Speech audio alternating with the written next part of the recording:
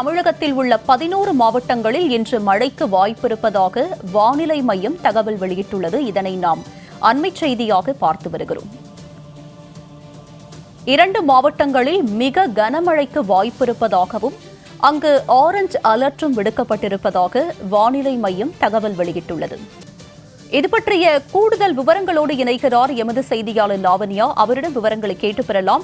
லாவண்யா, தமிழகத்தில் எந்தெந்த மாவட்டங்களில் மழையுடைய நிலவரம் எவ்வாறு இருக்கும்? விரிவான விவரங்களை பதிவு பண்ணுங்க.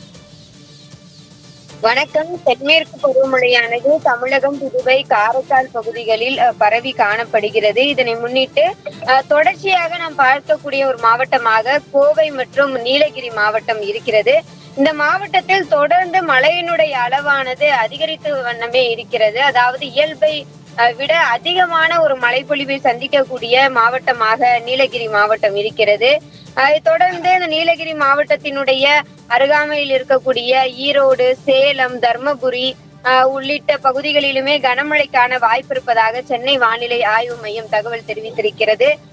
தேனி, தென்காசி, திருநெல்வேலி, கன்னியாகுமரி ஆகிய மாவட்டங்களிலும் கனமழைக்கு வாய்ப்பு இருப்பதாக சென்னை வானிலை ஆய்வு மையம் தகவல் தெரிவித்திருக்கிறது. தமிழகத்தை பொறுத்தவரை இன்றிலிருந்து தொடங்கி ஒரு 5 நாட்கள் பல்வேறு மாவட்டங்களில் கனமழைக்கு வாய்ப்பு இருப்பதாக சென்னை வானிலை ஆய்வு மையம் மிக முக்கியமான ஒரு தகவலை வெளியிட்டு இருக்கிறது. இன்றும் நாளையும் நீலகிரி மாவட்டத்திற்கு அதி கனமழைக்கான, அதாவது கனமழைக்கான ஆரஞ்சு நிற எச்சரிக்கையும், குறிப்பாக 5ஆம் தேதி அதி கனமழைக்கான சிவப்பு நிற எச்சரிக்கையுமானது விடுக்கப்பட்டு இருக்கிறது. தொடர்ந்து இந்த மலை மாவட்டங்களுக்கு அருகாமையில் இருக்கக்கூடிய மாவட்டங்களும் ஒரு நல்ல மழைப்பொழிவை சந்தித்து வருகின்றன எனவே கூறலாம். குறிப்பாக அதிலும் சென்னை மற்றும் அதன் புறநகர் வானிலையை பொறுத்தவரை வானம் மேகமூட்டத்துடன் காணப்படுகிறது. நகரின் ஒரு சில பகுதிகளில் ஏதேனும் ஒரு நேரத்தில் லேசானது முதல் மிதமான மழை பெய்யக்கூடிய ஒரு சூழலானது நிலவுகிறது. ஆனால் மதிய வேளைகளில் வெயிலினுடைய தாக்கம் அதிகமாக இருக்கிறது.